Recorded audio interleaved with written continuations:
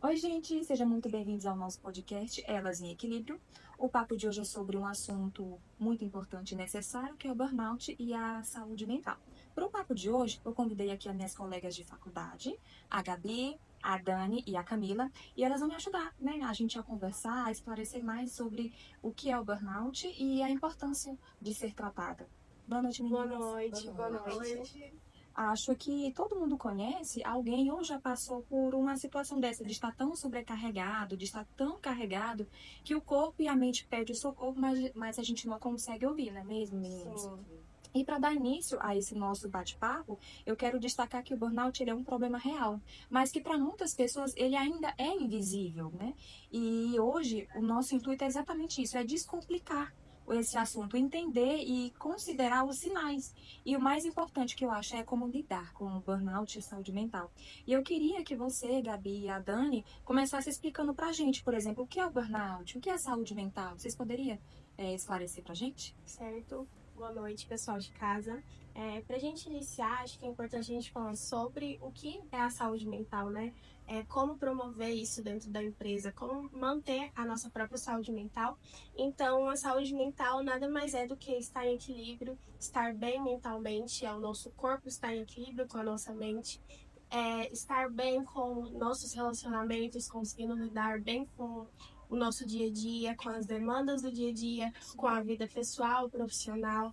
Então, é conseguir nos relacionar bem, conseguir lidar com os sentimentos, com pensamentos que a gente tem. Então, tudo isso estar em equilíbrio para a gente conseguir, né? Tá bem Uhum. fisicamente e mentalmente. E isso impacta diretamente nas nossas relações e no nosso trabalho. Então, Dani, o burnout, o que seria especificamente? Boa noite, Gabi. Boa noite, meninas. Boa noite. Então, o burnout, ele é uma síndrome, né? E que, por incrível que pareça, às vezes as pessoas conheceram o nome, às vezes não sabem o que que é e o que causa, né? Uhum. Então, assim, hoje em dia a gente vê muita gente sendo afetada por essa doença, porque às vezes sofre uma certa pressão, uma certa cobrança excessiva. E aí a pessoa começa a se sentir pressionada, ela começa a se sentir angustiada. E aí é aonde vai desencadear essa síndrome. E acho que é interessante destacar que ela começa afetando a nossa parte emocional e chega mesmo até a parte física, né? A Sim, Sim, parte física do corpo. ela vem afetando a parte emocional, física, e também causando vários efeitos em si mesmo, com isolamento, várias Isso. outras questões. Alguns tipos de profissões que a gente vê muito que desencadeia essa síndrome é aquelas profissões que são muito cobradas, muito pressionadas, Sim, né? sim. A gente pode usar como exemplo médico, policial, professores, aquelas pessoas que se dão muito com cobrança por pessoas, né? Então acaba se sobrecarregando e às vezes a pessoa não sabe lidar com certas situações. Sim, tem aquela alta jornada de trabalho e aquele, até mesmo aquele peso, né? O peso emocional. Porque além deles carregar os seus próprios problemas, eles também têm que lidar com situações difíceis. Por exemplo, o médico, o enfermeiro. Eles têm que ter um preparo emocional psicológico muito grande para poder lidar com emoções de outras pessoas. Então, por exemplo, imagina um médico levar, ou um enfermeiro levar uma notícia de um óbito para familiares. O quanto que isso deve ser difícil, Né? né? Então, esse contato eu acho, de vidas tem esse impacto. Mas a gente também pode acrescentar outras profissões. Por exemplo, a gente está nessa época de fim de ano agora. Quem trabalha em shopping, quem é vendedor, tem uma sim. alta procura, uma alta demanda de jornada de trabalho. Muitas dessas pessoas, elas não tiram, nem aquele período que há de folga, eles não conseguem tirar, porque tem que cobrir, tem que estar sempre presente. Então, isso Sim. também pode possibilitar, não é mesmo, Na Gabi? nossa área mesmo também, na área de atuação que a gente está buscando, que seria RH e departamento pessoal, final de ano também, geralmente tende a ser uma época mais complicada. Por exemplo, tem o folha de pagamento do mês Hum, 11, já tem o 13º, exatamente. logo já vem novamente a folha de pagamento do mês 12 e 13º, acaba sobrecarregando também. Então, o burnout ele é essa síndrome de exaustão, né? De sobrecarga emocional ali que geralmente associada ao trabalho, com causa trabalho. E é interessante destacar que a própria OMS, ela já classificou como um problema oficial, né? Sim. Então, foi classificado como a causa de fator ocupacional. E esses dias eu estava até vendo mesmo um podcast da doutora Ana Beatriz, que ela relacionou exatamente isso, né? Ao burnout, ao fator ocasional. Então, o que isso quer dizer? Está relacionado a algo, né? Então, algo o quê? Acho que a gente até comentou, não é só no trabalho, às vezes pode ser em casa, na família. Isso. Então, está sempre relacionada a algo. É E eu gostaria de saber, Camila, quais são os principais sintomas do burnout? Boa noite, meninas. Boa noite. Então, sabemos que a síndrome de burnout, ela pode, também conhecida como síndrome do esgotamento profissional, ela pode causar vários sintomas, tanto físicos quanto psicológicos, né? Como, por exemplo, o cansaço excessivo. Por mais que a pessoa tenha tido uma noite de sono regular, ela acorda cansada, ela quer passar o dia inteiro na cama, ela não consegue levantar, não consegue fazer outra coisa.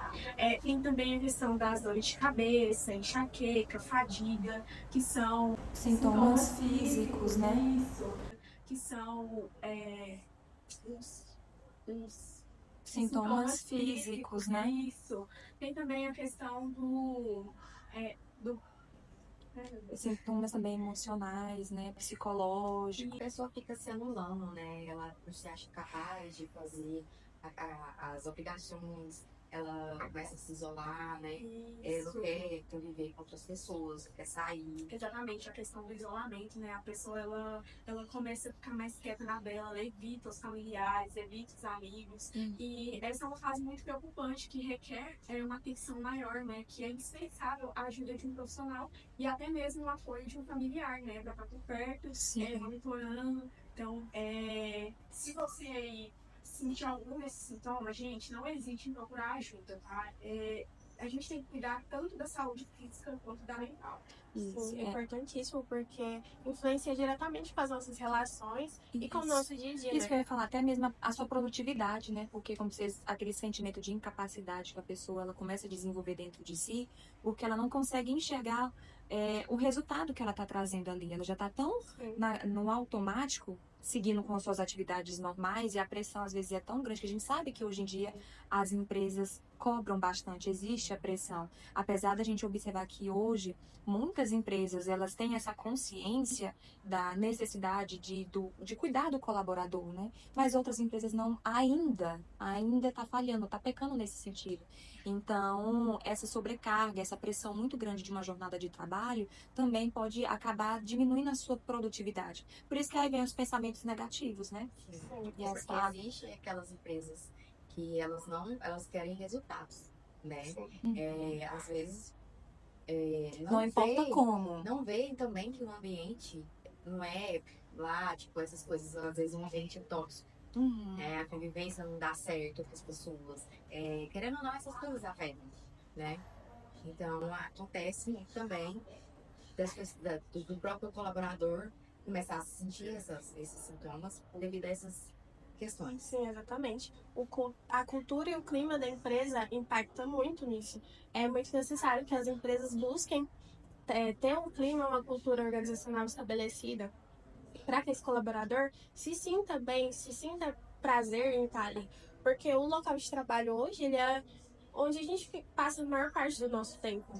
Boa parte do nosso dia, ele é dentro da empresa que a gente está. Então, é muito necessário que a gente se sinta bem no nosso local de trabalho. E também é muito necessário que as empresas tenham esse olhar humano para a parte do colaborador. Tenha essa empatia e esse buscar de ver se realmente a falta de entrega do seu colaborador é sobre preguiça, às vezes acontece, a gente sabe. Mas ou é porque um problema pior, no caso, uma falta de saúde mental, tá desenvolvendo burnout. Porque a gente sabe a diferença, né? O cansaço, ele é ali, você tira umas férias, você tira um tempo de descanso e retorna e consegue. É o estresse, né? Eles associam muito o estresse, né? Então as pessoas elas não conseguem identificar que ali já está um passo do burnout, de virar realmente uma doença. Então eles associam ao estresse. Eu tô tão estressado, o dia hoje foi estressante. Mas não é um dia, é todos os dias é estressante. Então todos os dias. Será que todos os dias é estressantes? é isso mesmo, será que não tem algo mais nisso? É bom a gente ligar esse alerta, né? E a gente ter essa visão, ter esse olhar. Porque as empresas, elas começam a observar que tem algo de errado é quando o seu rendimento começa a cair, quando a sua produtividade Exatamente. diminui. Quando a sua produtividade diminui, seu rendimento diminui, já vem lá de trás há muito tempo. Ele está vendo só as consequências. E às vezes o seu líder de equipe ele vem chamar você para conversar, você não vai ter essa liberdade de chegar e você abrir, falar o que que é. E ele também, muitas vezes, eles não estão interessados. Eles querem que você volte a ter essa rotina normalmente que você tinha, né? Pode Produzir entregar. exatamente da mesma forma que você produzia. E muitas vezes as suas falas é isso. Eu quero aquela pessoa que você era lá no começo. Você lembra como você era? O quanto você entregava?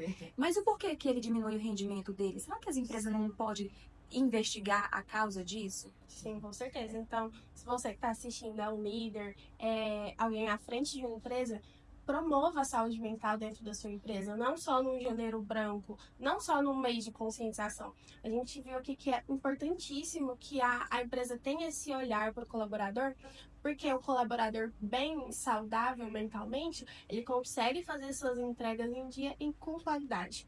E tem até uma lei que foi aprovada pelo Senado, a Lei 14.831 de 2024, que promove e honraria às empresas que adotam critérios de saúde mental. Então, aquelas empresas que promovem a saúde mental dentro ali da sua organização, ela pode receber essa honraria através do Senado. Então, é importantíssimo isso, tá buscando, né, essa entrega da saúde mental para os colaboradores.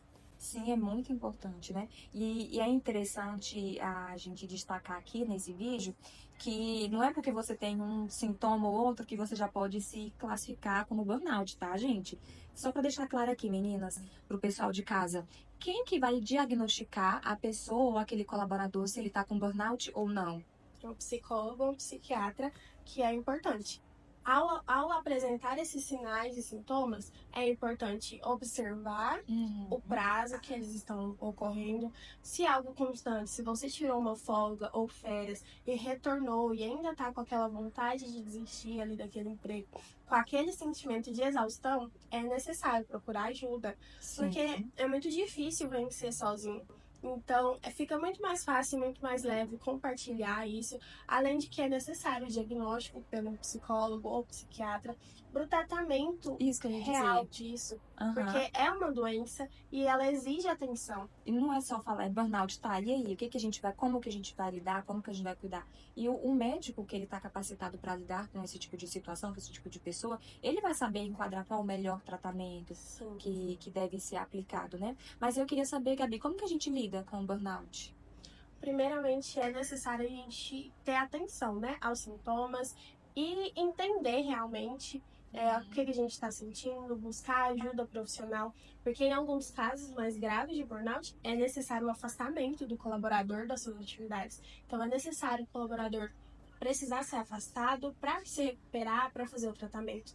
Então, e dentro da organização, é muito importante também, caso tenha algum caso, ficar atento a isso e se ocorrer alguma vez de algum colaborador vir no recrutamento e seleção, é importante que esse colaborador, esse candidato, né, no caso, seja claro e transparente sobre o caso que aconteceu.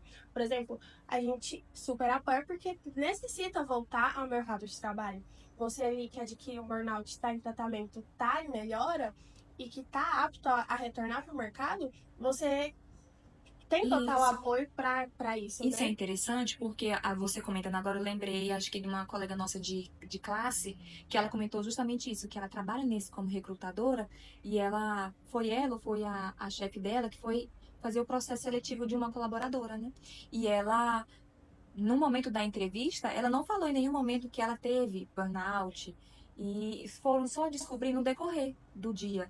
E que ela estava em tratamento e que ela até mesmo tinha pausado o tratamento, né?